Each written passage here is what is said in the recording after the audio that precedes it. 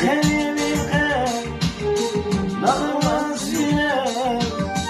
Bu çizgi basmaz ama güzel. Bahçeden bas, zil vurmaz. Bahçeden esas kizun hadas. Ne khayr nağılmaz yine.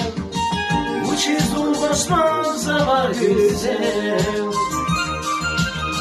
Bahçeden bas, zil vurmaz. Bahçeden esas kizun hadas.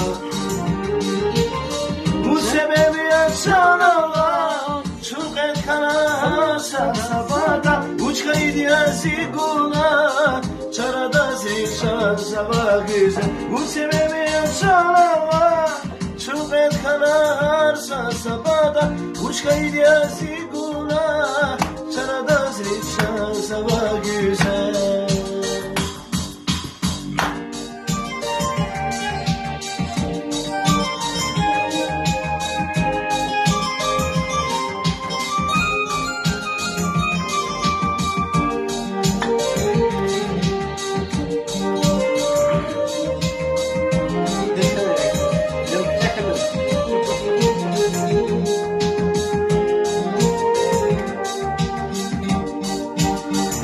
Sebebi yaşanamaz. Şu kararsa sabahda uç kayıp yazıkuna çarada zeyşan sabah güzel. Bu sebebi yaşanamaz.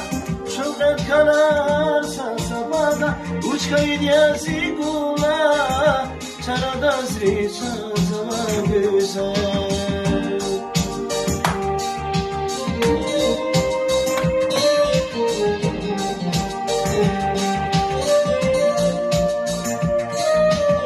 Maşallah, nasıl yapacak?